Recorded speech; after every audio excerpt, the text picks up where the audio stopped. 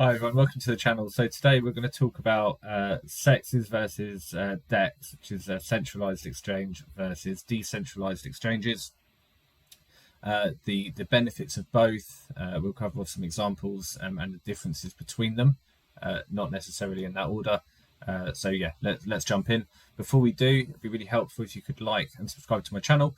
I'm relatively new out here and going through my kind of crypto learning journey, which I want to share with all of you. So yeah, any likes and subscriptions help greatly.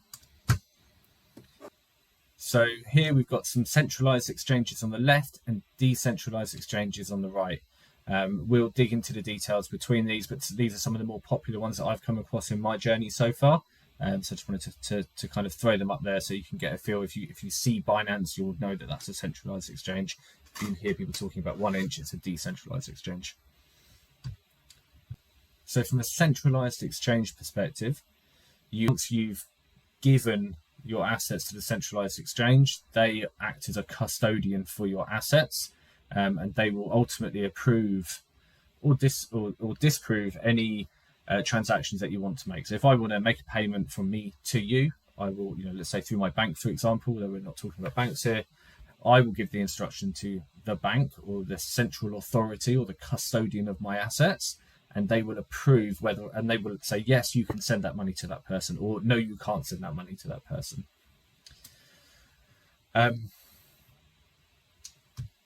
Let's dig into the detail a little bit and talk about some of the pros and cons. So a centralized exchange, as we talked about earlier, is a single entity. So they have kind of central control over everything that goes through them. So if you want to do something, they approve it. They have custody over your assets. Your assets, they're not yours. You don't physically have the asset. They have a record of the assets that you've put in, but the assets actually belong to the centralized exchange. So that's the kind of single entity piece. They act as a middleman.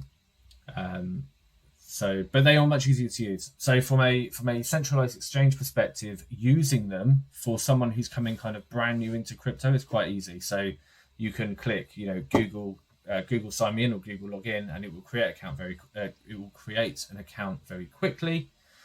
And the process is much like all of the other applications that you've used in your life. So there's no real change there. So it's quite familiar. I think also with the single entity piece, you have like support. So if you log yourself out of your account, you can contact a support team and they will help get you back in. If you have a query with your transaction, you can contact a support team and they'll help you out.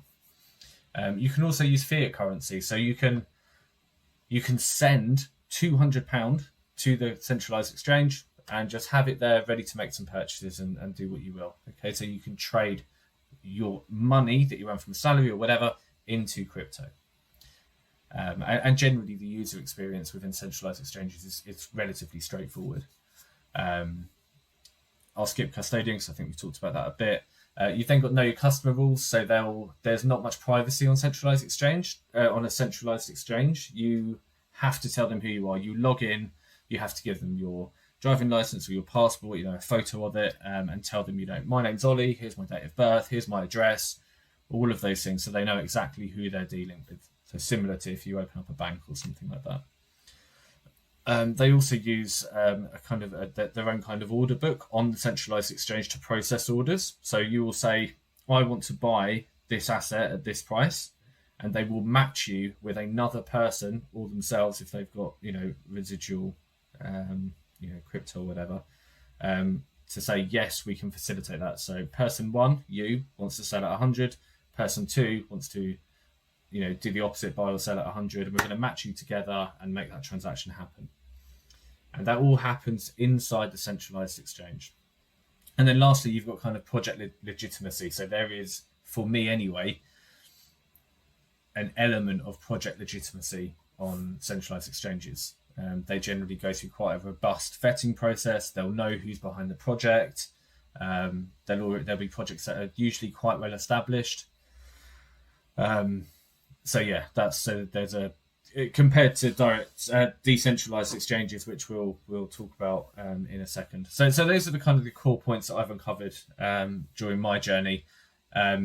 if you're interested in one of the biggest risks around centralized exchanges is if something goes wrong, it's not your wallet. They're not your keys. They're kind of saying in crypto, if it's not your keys, it's not your wallet, and they're not your assets. So there was Quadriga, I think, in Canada, and FTX. They shut down, and a lot of people lost a lot of money through that happening. And that was purely from the centralized exchange. So FTX and Quadriga were centralized exchanges. People were sending them their money. Something went wrong. They lost the keys or they went under, and all of that money kind of disappeared. And people are still fighting to get that back now, I believe. So a direct exchange is different. So there is no centralized authority. There is no middleman. It's all managed by smart contracts. So, and then there's if you want to interact and buy assets. So if you want to buy a new project that's just launched, you can use your crypto, utilizing a smart contract and a decentralized exchange like 1inch or Uniswap to make that happen. And basically what happens is you say, I want to transfer, 1 Ethereum, and the smart contract will take the address that the project address, and it will say this person wants to swap 1 ETH. How much does that give them? They get a response back, and then the exchange and the smart contract kind of make sure that both parties fulfill their side of the contract, and then it gets logged to the blockchain. And you physically own the asset. So let's dig into the differences right now. So it's run by smart contracts, which we've just talked about.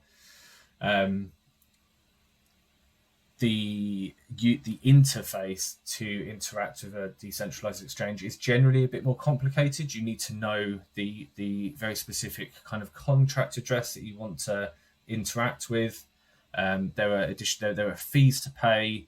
You have to kind of approve things in your wallet, and if you do something wrong, there's no help. So one of the key differences for me between a CEX and a DEX is if you mess up on a DEX, you have to figure that out on your own, or more likely, there's nothing you can do to change that. If you send money to the wrong person, it's gone.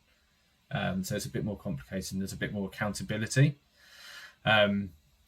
It's also on chain, so you can't say, hey, I want to buy £200 worth of project one.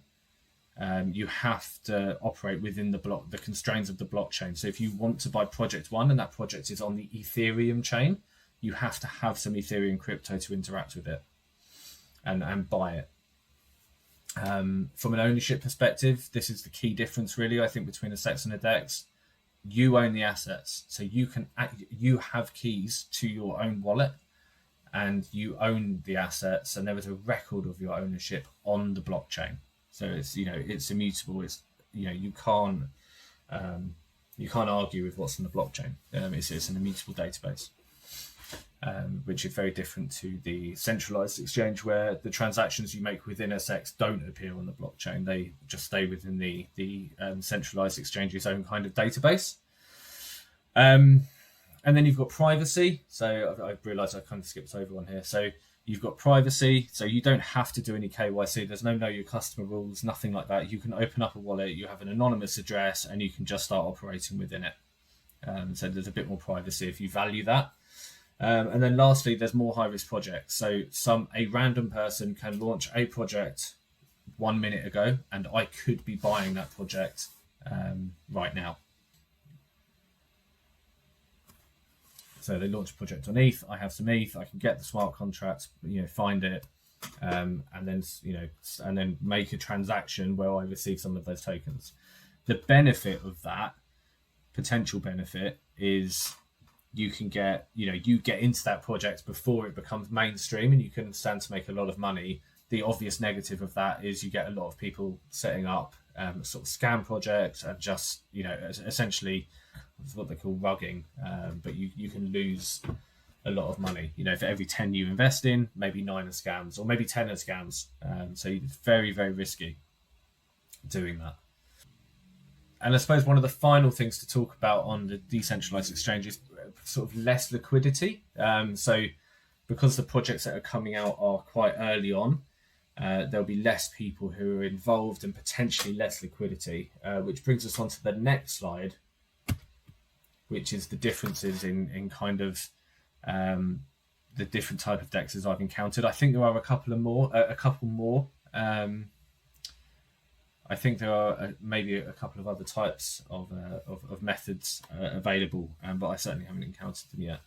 So you've got the order book method, which we talked about with the on the centralized exchange. So you're waiting for a buyer to want to sell at a certain price, and then you can, that triggers and you can go. But there's a liquidity issue there because there's not going to be many people. If a project launched 1 minute ago, there's not going to be many people to buy or sell.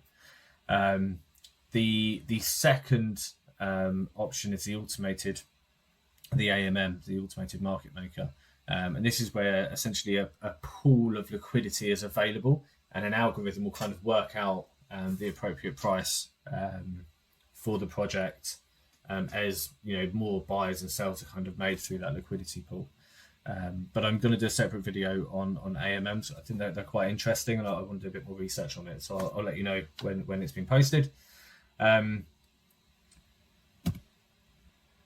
I think what's best. I don't think there is a what's best. It's what's more appropriate for you, kind of at the time. So a centralized exchange is, maybe good for people who value ease of use. Have cash that they want to buy crypto with kind of quickly, and are used to a more traditional way of handling their finances, the kind of centralized authority. And you've got support available. So if you make a mistake, you've got a team of people within this centralized company who can help you. They're also, and one thing I didn't mention, that they're also kind of higher. They're under more scrutiny from kind of regulators. So regulators are more kind of on top of centralized exchanges. So you can kind of feel a bit more confident that things are being done in a good way. That certainly hasn't been the case if you look up FTX and Quadriga, which is why there's a bit more regulation around centralized exchanges. And for decentralized exchanges, it's the opposite. It's good for people who want to prioritize control, don't really like people knowing who they are, want to be able to just send money here, there, and everywhere, and are maybe more interested from a technology and have a high risk tolerance. So I use a mixture of centralized exchanges and decentralized exchanges. I enjoy the decentralized experience because it's technology that I haven't really interacted with before. The whole kind of space I find really interesting. I also have a higher risk tolerance, so I'm happy to invest in those higher risk investments essentially. Okay, cool. That's everything from me. I hope you enjoyed the video. Please let me know in the comments if you've got any questions. I'll be more than happy to answer them. Thank you for watching, and I'll see you next time. Bye bye.